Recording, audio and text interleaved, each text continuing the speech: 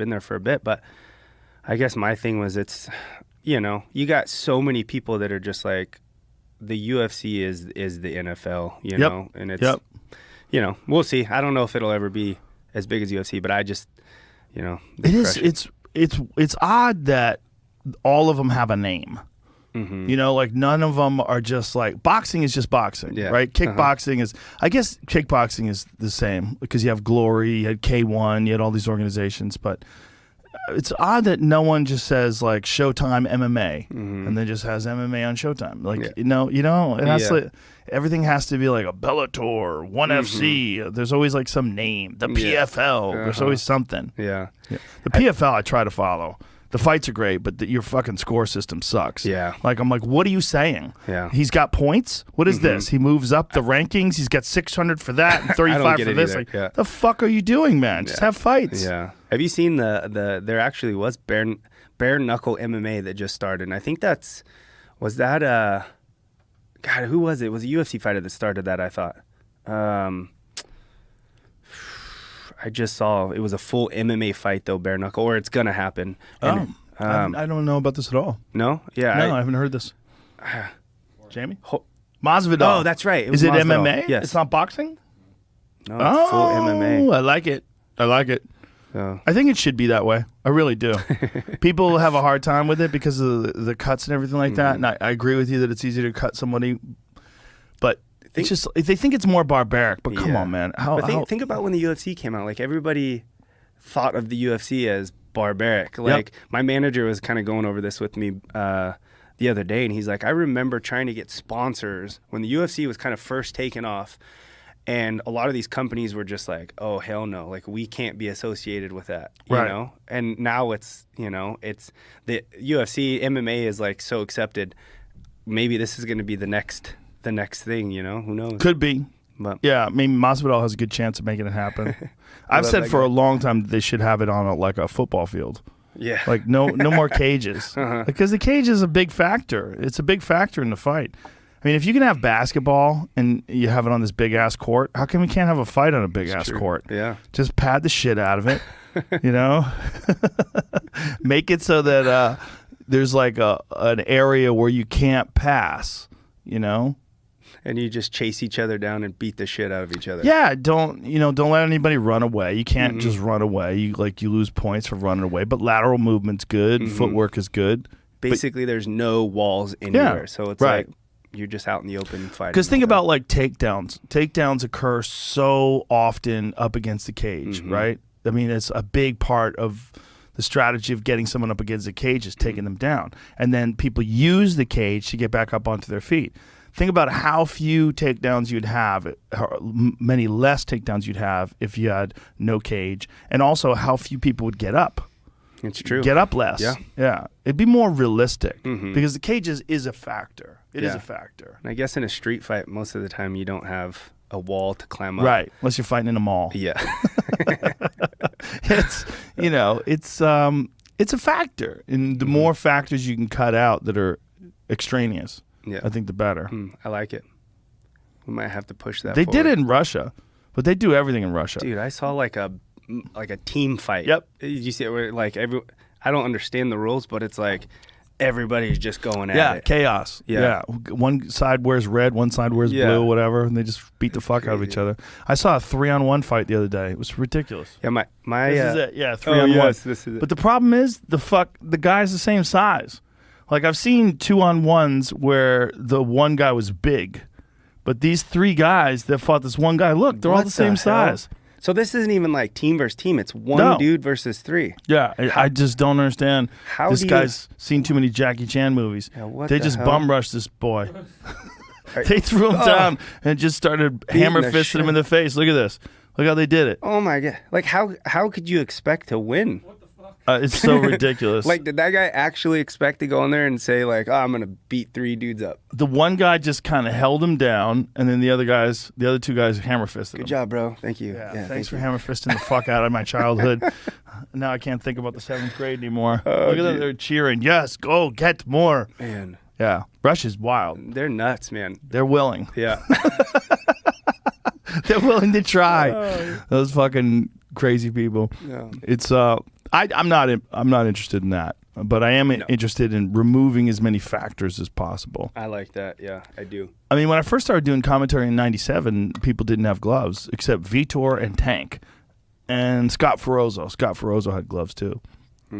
Most people had no gloves. Really, I didn't. Yeah, I guess I didn't know that. Yeah, when Vitor fought Trey Telligman was no gloves. He's like a little bit of tape on his hands, and that's it. So basically, that was the that was the start of the bare knuckle. Maybe Scott Ferozzo didn't even have gloves back then. See if you could find a video of Scott Ferozzo versus Vitor. I'm not sure if Scott had gloves. Dude, that's crazy. Yeah, Vitor was one of the first guys that had gloves on, and he just did it to protect his hands. You know, and that was back when you could wear shoes too. A lot of guys wore shoes. Yeah, man, I think that's my biggest fear with doing this bare knuckle is breaking my hands. Vitor's 19. Look at that. Man. Pit fighting. 19 years old. Think back to when I was 19. He was 205, and that was his actual weight. You know, because he didn't. 323. Look how thick he was. Jeez. He was so thick. This is pre-Bruce Buffer, son. Yeah. Look at that. Look at that. That was someone else doing the introductions. This was the first time that I was ever at a fight. I was doing the post-fight interviews, and this was the one in Dothan, Alabama. Were you just like, what the fuck? What the fuck? Yeah, man. This was 97, and I couldn't believe I was even there. I was like, this is so wild. It was supposed to be in New York, but then New York banned it, and then last minute they had a backup plan. Bob Meyerowitz, who owned the UFC at the time, had a yeah, see, Scott's got gloves on too. Oh, yeah. So he had gloves on, and Vitor had gloves on, but Trey Telligman did not have gloves on. So they weren't mandatory. The guys could do it. So Scott had already won one fight, and Vitor had won one fight. Yeah, I saw that cut of his eye. Yeah. God, look at Vitor. He was so fast, dude. And everybody thought that it was, look at that straight left, man. Oh. Boom. He was so fast. Knee on belly and just bing, bing, bing, bing, bing. Lights out. Well, he had legit jiu-jitsu. You know, he was from Carlson Gracie lineage. And then the fastest hands you'd ever seen inside the octagon up until that point. And that's a big dude. Oh, yeah. He's fighting. Look at that. Whoa, whoa, whoa. You thought the fight was still going on. And that was when Big John McCarthy was a house, too. So he had to separate people. Big John. Look at Big John's a tank, too. Oh, yeah. He's a huge fella. And back then he was powerlifting, you know. Ah, that's cool. But the funny thing is he would knock guys out and go, jiu-jitsu, jiu-jitsu. It's like, dude, you just use your hands, bro. That was boxing. Yeah. Boxing. But when he fought Trey Telligman was bare knuckle. It was, you could grab shorts back then, too. Like, I remember Waleed Ishmael was fighting somebody, and the dude was grabbing his shorts and giving him a full-on wedgie. Oh, yeah. Like, you could grab shorts. You could literally, like, hike them right up a dude's ass. Yeah. Like, there was a lot of crazy rules back then. Still groin strikes too, huh? Yeah. Joe Son and Keith Hackney. Remember that? Keith Hackney just pounded him in the balls. Yeah, it was crazy days back then, man. Crazy days. Guys wore gis and shit, you know. Could you imagine just having a dude sit there just uppercutting your nuts the whole time? Is this the Trey Telligman fight? Yeah. See, if you watch Telligman, he's got no gloves on. If you watch, see, look at that, and shoes. He had shoes on.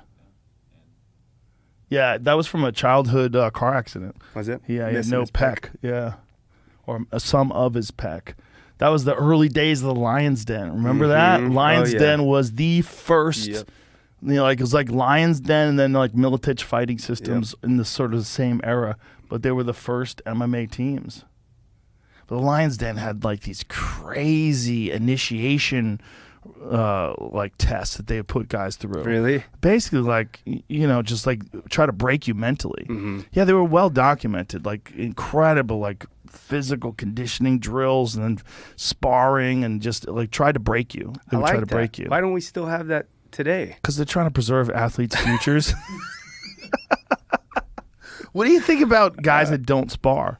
Like when you hear guys don't spar? I think it's weird, man. I mean, but like look at Max Holloway. Yeah. When Max Holloway fought Cater, how good did he look? Really good. And right? Josh Emmett, one of my teammates, his last fight, which was one of the best striking fights he's ever had, he did like very, very light sparring movement. How come? I can't remember why, but my like coach, an injury or something. It could have been, or that might just be the way that he's moving. Like he just doesn't want to spar hard anymore, which I get. Especially the style of fighting that he has. Like he's such a brawler. Oh my God!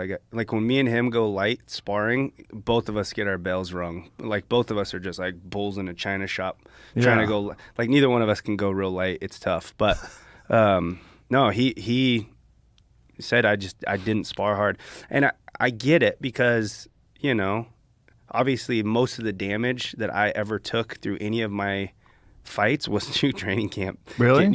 In between elections. And you got to know, if you weighed in during this, you made a difference. Like everybody who jumped in and wrote to their representatives and senators and told their buddies about this and asked businesses, why aren't you on that list? Yeah, you can actually make a difference in this country. Absolutely. Really And it's not just at the election hash marks. Yeah. Like, if people didn't hold our elected accountable, they would have been like, they just want to get this stuff passed. They're like, path of least resistance. There's some really good ass kickers out there on the Democrat and Republican side of things, for sure. But we need to lift those people up in order to get the rest of the coasters involved. Yeah, and we need to also let people know that this is an issue going forward. Now that we know, this is an issue that can affect whether or not you get elected. You need to know that. Like, we're going to be on you. You can't do this. Exactly. Like, we're going to be consistent, and we're going to be on your ass. And now that this has happened and we've had some success and it worked, now people know it'll work.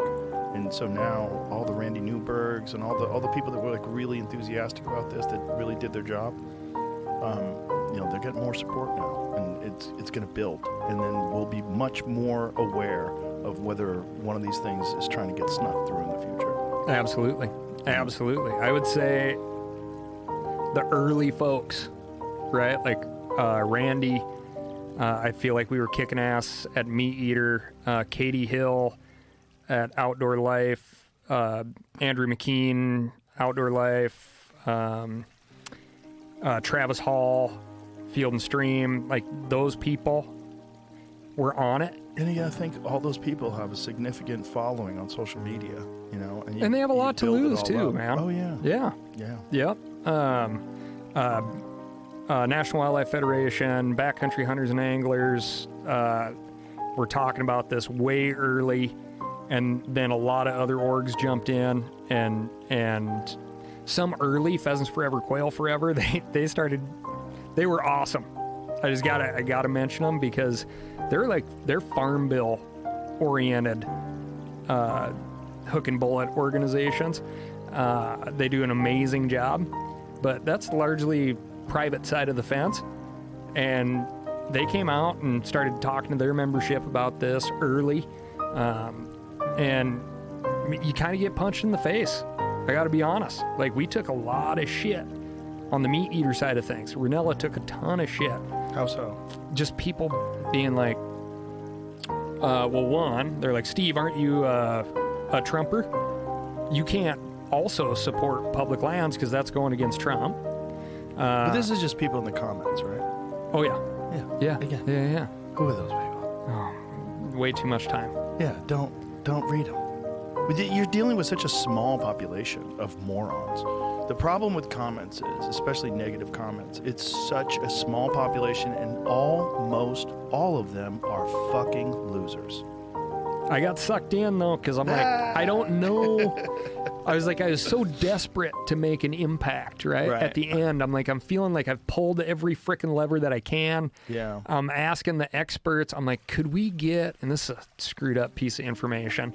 I was like, okay, I want to do a Freedom of Information Act request, sue for information for all the senators' offices, and find out how many people called on behalf of public lands and how many people called to sell them off.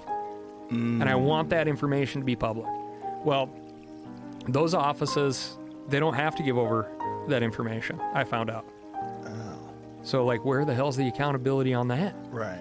Yeah, but anyway, I'm going nuts trying to figure out what other levers I could pull. And I would just sit there and be like, okay, I'm going to find one person on the feed and just understand their side of things and see if I can pull them over to my side of things, and maybe that butterfly wing effect will do some sort of good. You're not those people, yeah, you voted for this. Those people are just trying to win. They're just trying to, like, get you. And they're people that, for whatever reason, thought Kamala Harris would be a good president. And then there's also people that I don't even know if they're real humans. I think there's a lot of this stuff that we have to understand about social media is coordinated bot farms. And so anytime you have a hot button topic that could, you know, maybe get a bill rejected or get a bill passed, it's not organic, the comments. There's some organic comments. Some of these people that are negative, yeah, you voted for this, they're just a real fucking loser who doesn't like people that have public profiles, doesn't like people that are successful, doesn't like people, and they just want to find some way to call you out.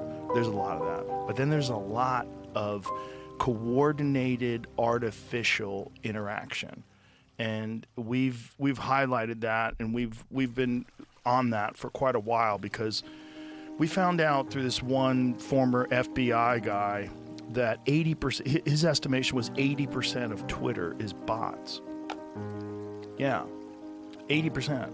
You know, people are having their whole life is talking to bots then, if that's the case. Oh, it is the case. I know it's the case.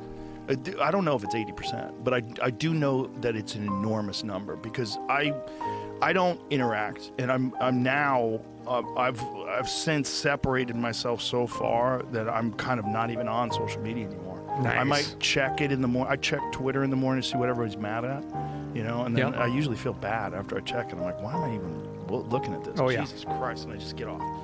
And when you do that, you feel better. You just feel healthier. You feel better. But when I do check, and like there's any sort of a hot button issue,